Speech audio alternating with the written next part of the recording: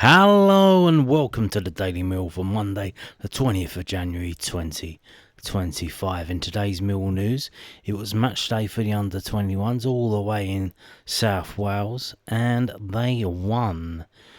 Bit of a crazy game in that I checked on the score after 6 minutes and it was 1-1. Okay.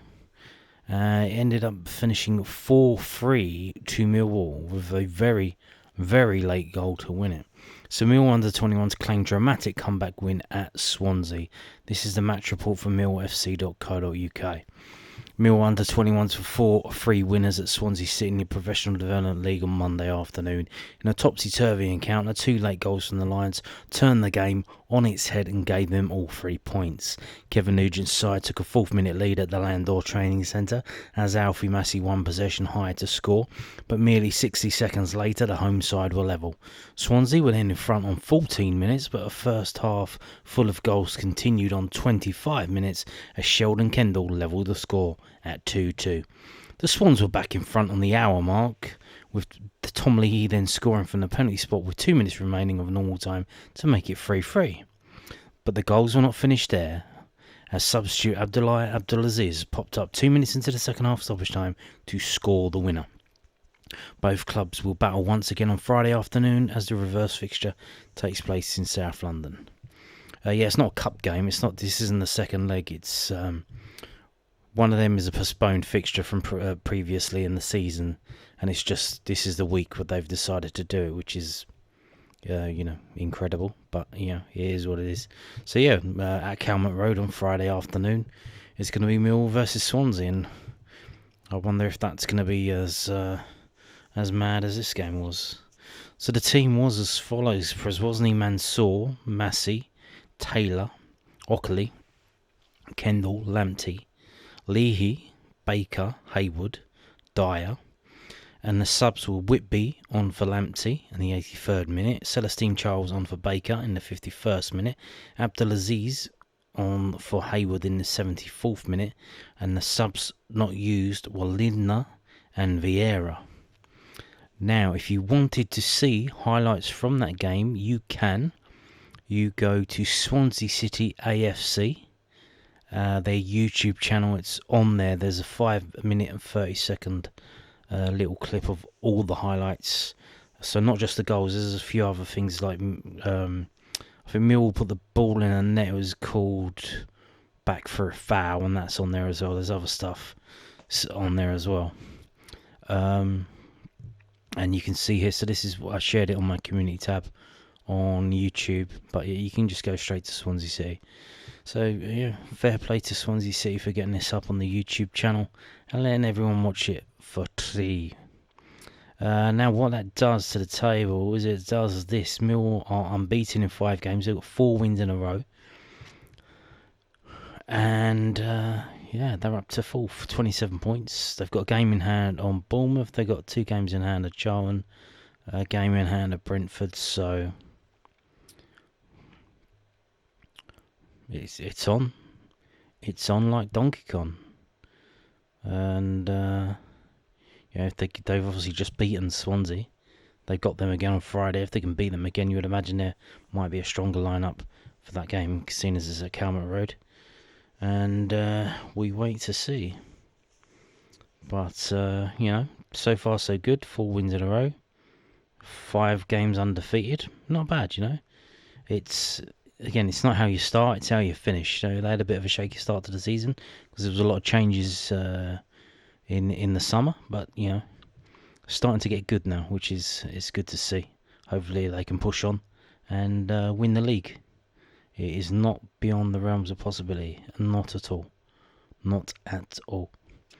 So, moving now to the Loanwatch. For the under-21 players that aren't playing for the under-21s, they're out on loans. A clean sheet for Mill's Dylan Adai.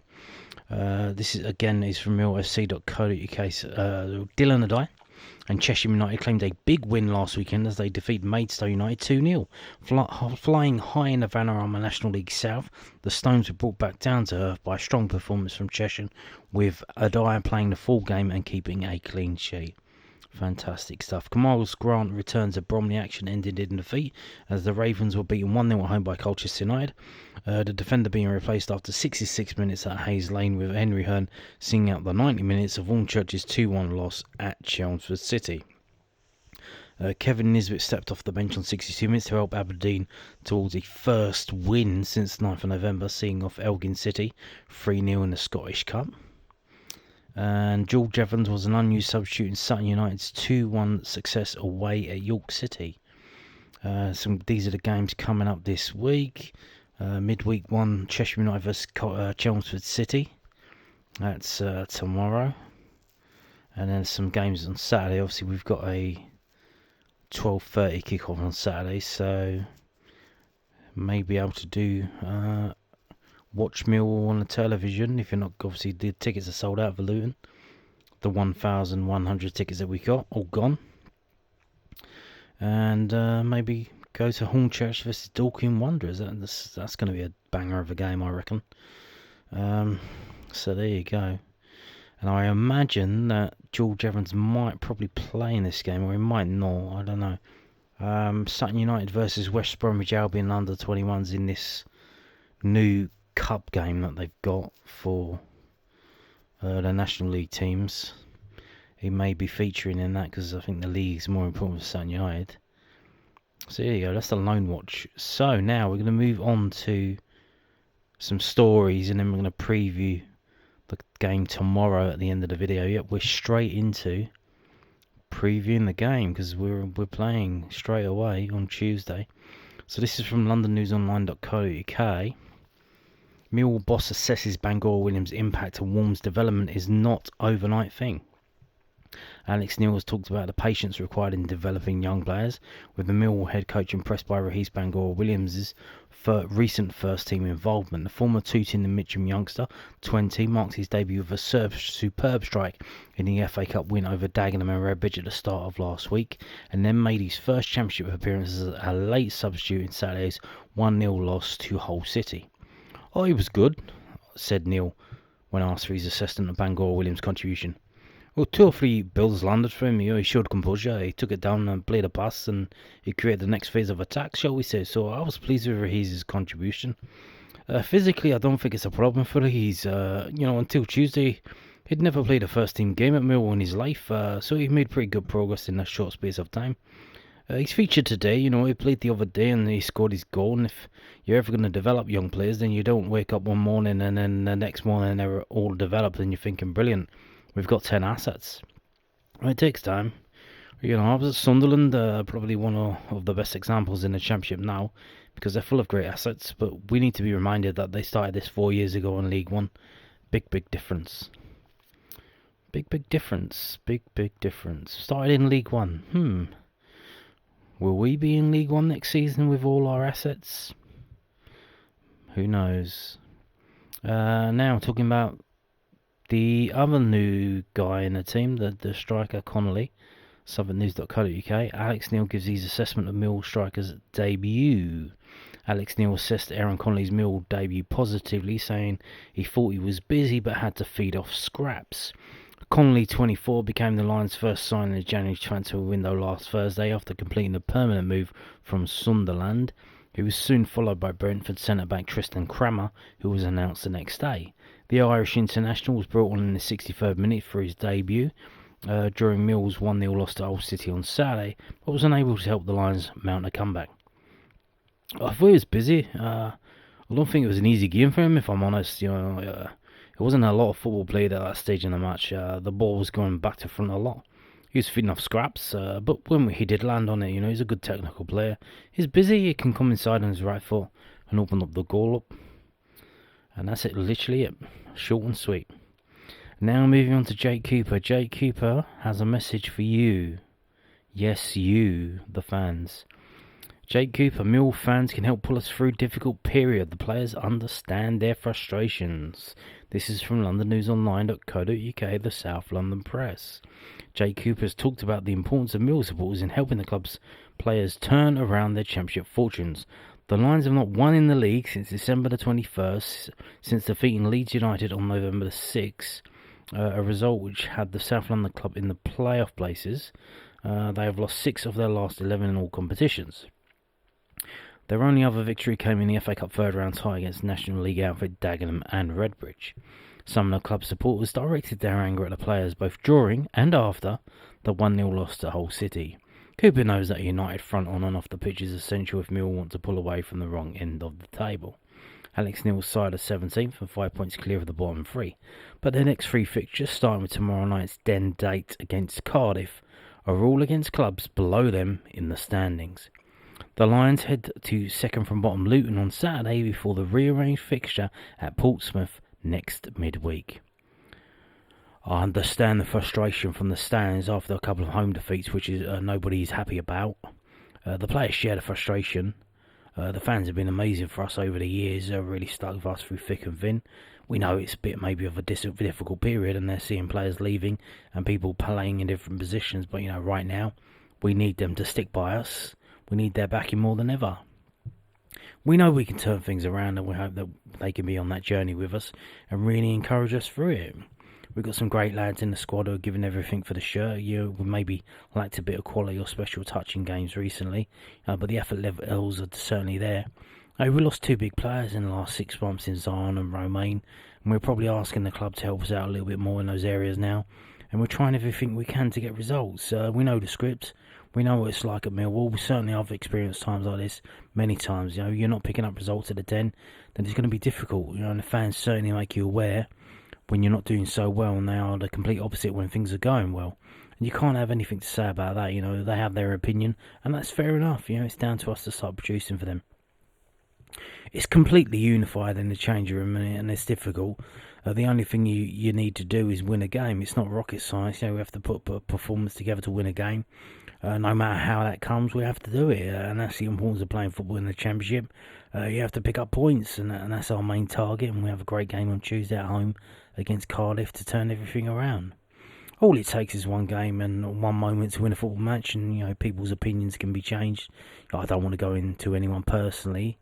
We've got a group mentality, but we've had our fair share of injuries in important positions and at important times, like when you lose Femi from the FA Cup game. Callum came into the team after he had trained maybe once or twice before the game on Saturday. Duncan was the same. I think he trained once with a new manager before the game. Players are fully willing to do that, put themselves out there and take what comes with that to try and be successful. Sometimes it doesn't go to plan. And how close the game was on Saturday. One little moment for them was costly for us.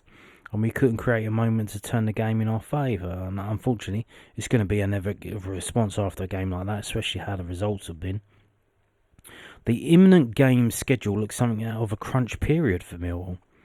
All the games in this league, you can say that are big ones. Every team is quite evenly matched. And it just takes a little moment to separate teams in games like that. You see our run of form against top teams like Leeds and Burnley. It's just about finding a way to get a result. I don't think it matters who we're playing against. We have to focus on building that confidence again, finding some goals and keeping clean sheets, and I think we'll be totally fine. SA completed a transfer to Crystal Palace at the weekend, which could net Millwall up to £14.5 million.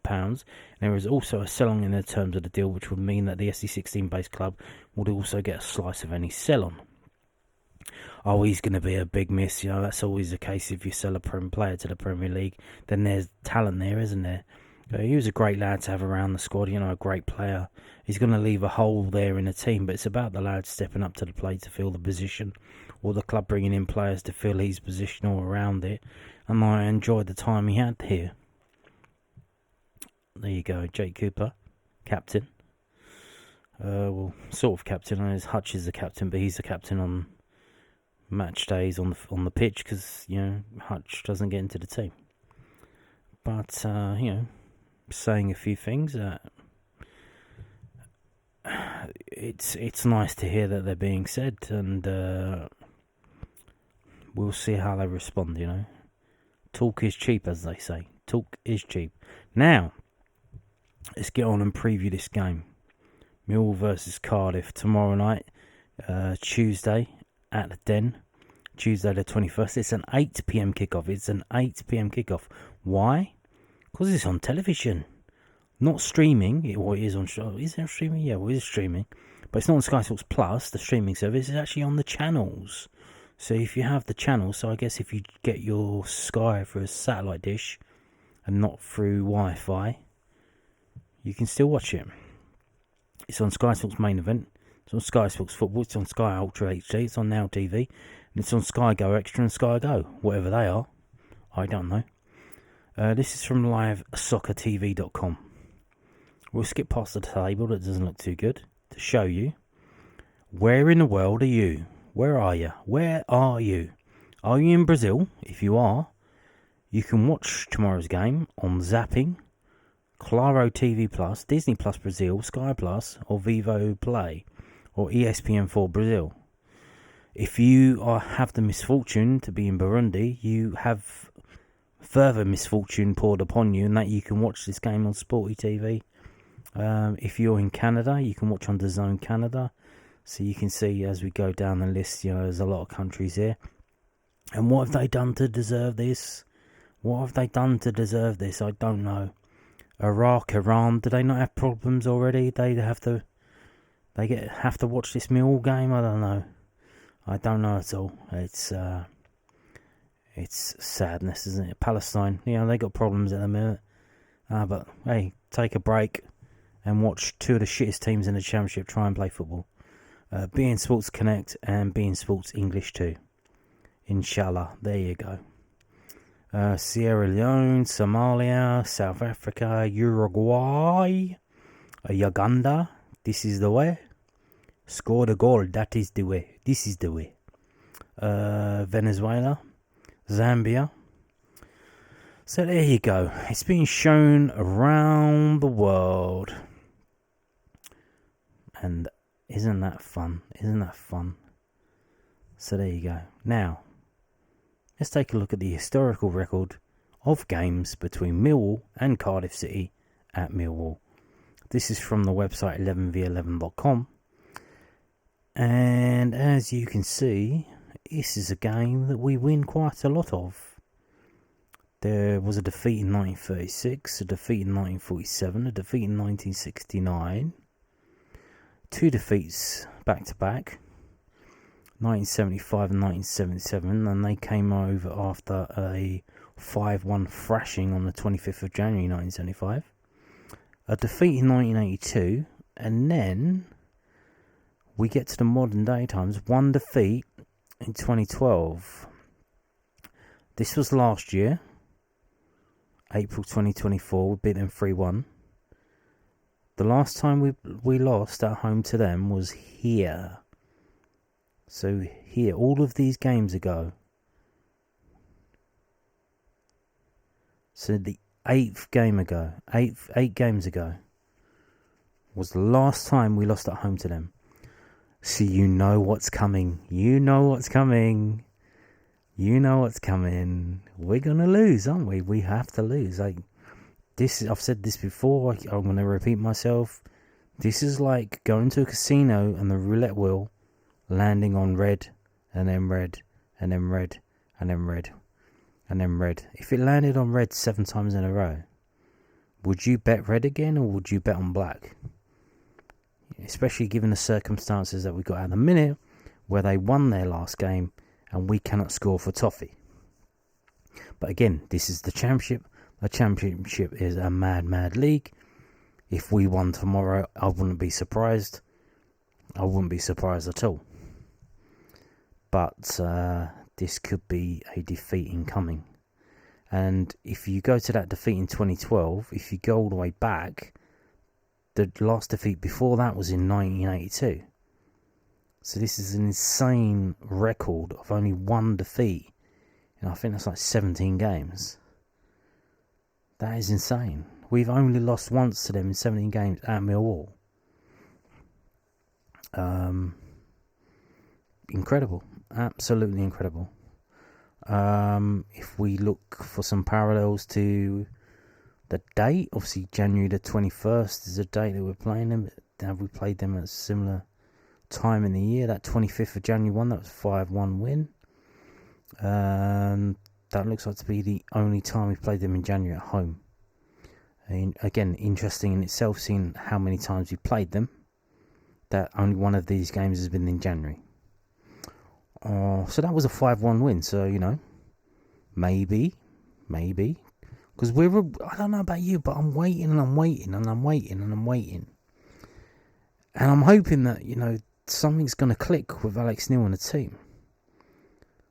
I'm hoping that, I think he's trying a few things out. Obviously, he changed the 3 centre-backs, but he put Joe Bryan there, which didn't make any fucking sense. So you got the guy Tristan Kramer. If you're going to play 3 centre-backs, put him on the left, or put Jake Cooper on the left, put him in the middle, put Tanganga on the right, I don't know, or, why would you do 3 at the back and then play Joe Bryan? Don't make no sense. You see for yourself as well, when George Honeyman was moved over to replace Femi Aziz when Femi Aziz went off in that cup game. The game totally changed. Honeyman is clearly better suited on one of the wings. And if Femi Aziz ain't playing tomorrow, put George Honeyman on the right wing. Don't play him as a 10. He ain't a 10. Even if he tells you a 10, he ain't. If he sulks about not being played in the 10, tell him he ain't playing in the 10. He can either play on the right wing or he can fucking sit on the bench. Figure it out. I'm still waiting and I'm waiting. There's going to be a time when Alex Neil figures it out and we're going to click and we're going to start, or we're going to score one. And you thought it was a Dagenham and Redbridge game, but then you realise, that's a National League team. It's okay doing that. I want to see it against the Championship team. I want to see the players clicking. I want to see Alex Neil winning a game, not we accidentally won a game. We kept it tight and we nicked a goal. I want to see us win a game because the manager's done something. He set up the team properly, or he's changed something at half time, or he's bringing on a substitute and told him to do a certain thing, and then we win a game. I want to see that. So, at the moment, we're still waiting for that.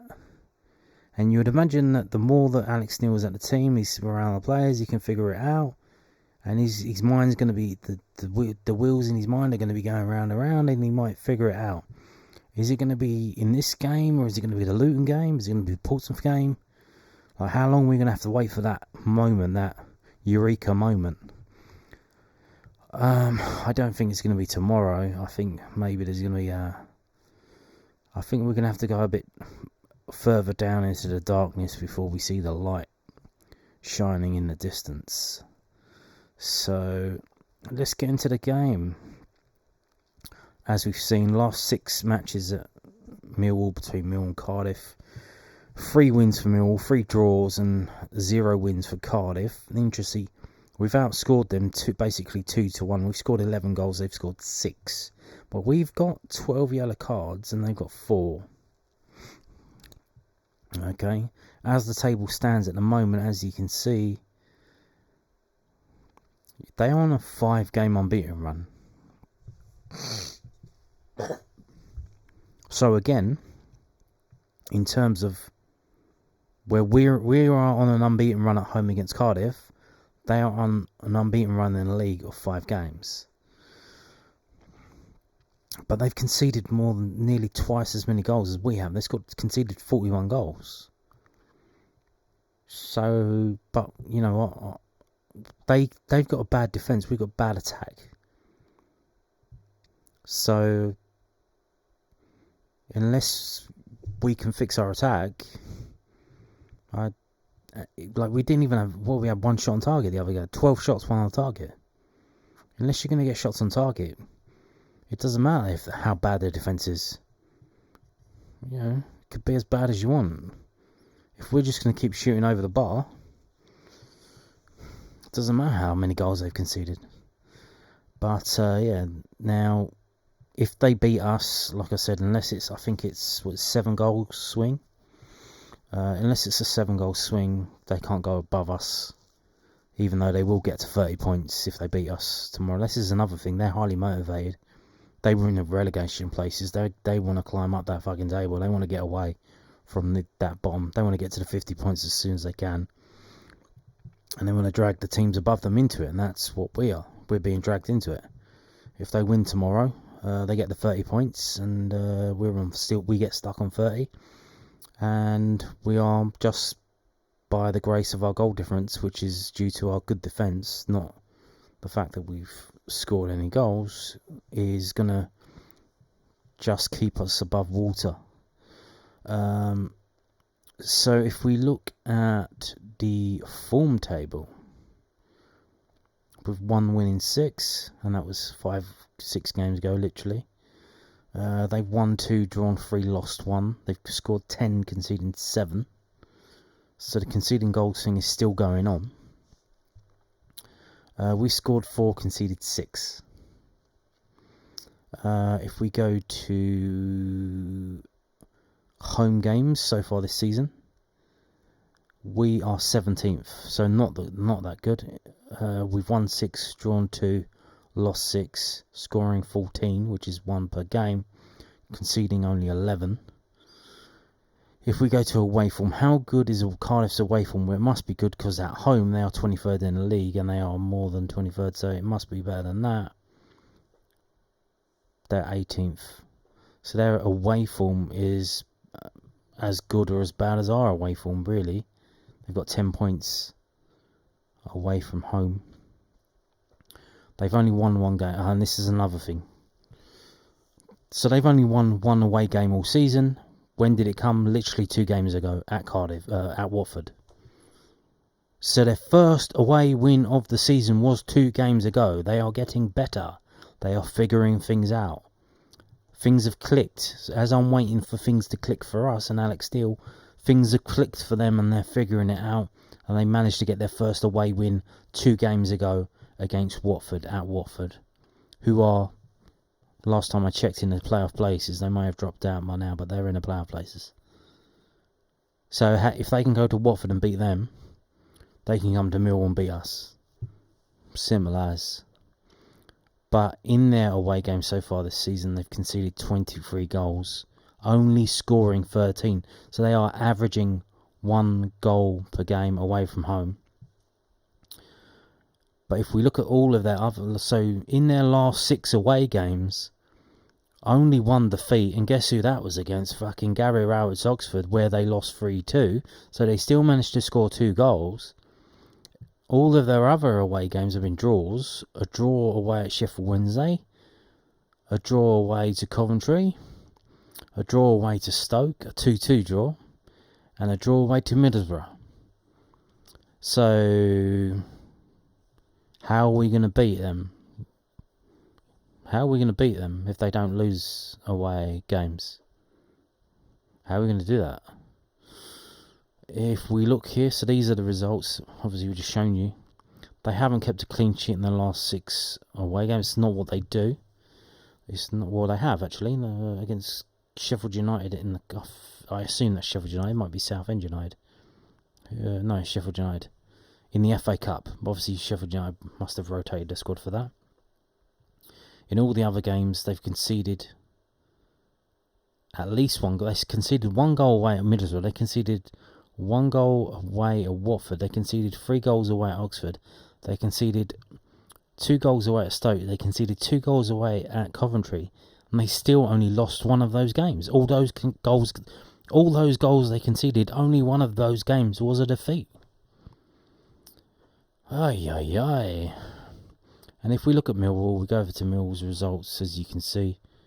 In our last 5 games in the league at home, disregard this fixture against Dagenham Redbridge, in our league games, we failed to score against Hull, we failed to score against Oxford, we scored 1 goal against Blackburn, we failed to score against Sheffield United, we failed to score against Coventry. We've scored 1 goal in 5 league games. That is not good enough. Meanwhile, Cardiff City over here going away, bang, bang, bang, bang, bang, bang, bang, goals galore. And 1 clean sheet in the FA Cup against Sheffield United. So you tell me, does it look like the unbeaten streak at home against Cardiff is going to lose? Is going to end now, or what? Here's the strengths and weaknesses and the styles of play. So let's get into the prediction from whoscored.com. Mill endured a difficult weekend as the news of Romain Esse's departure was compounded by a 1-0 home defeat to a struggling Hull side. Alex Neil's men have claimed just 2 points from the last 15 available and are now just 4 points clear of the relegation zone heading into game week 28. The South Wales derby came at the perfect time for Omar Rizza, who watched his Cardiff side cruise to a 3-0 win against Swansea thanks to an electric start to the second half. The Bluebirds are now unbeaten in 5 league games and have climbed up to 20th in the standings. And they say Millwall 1, Cardiff 2. And there, if you look over here at the stats on the right hand side, it looks like Callum Robinson, 10 goals. He's the main threat. So what do? Do you play 3 centre-backs and get one of them to man-mark him? What do you do? What do you do? Or do we just play how we normally play and then get the same shitty result? Don't know. But we'll see if Alex Neil has something up his sleeve, shall we not? Now, moving on to this preview from sportsmole.co.uk. I'm just going to skip down to the preview because I can't be bothered to read all of this, to be honest, It's, what can you say?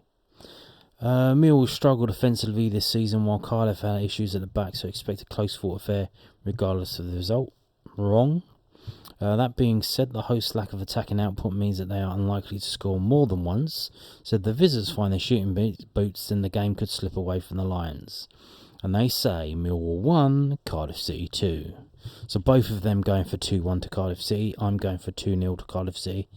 It's, I think we're still going to be waiting to see what Alex Neil's going to conjure up, and I don't think he's going to conjure up much yet.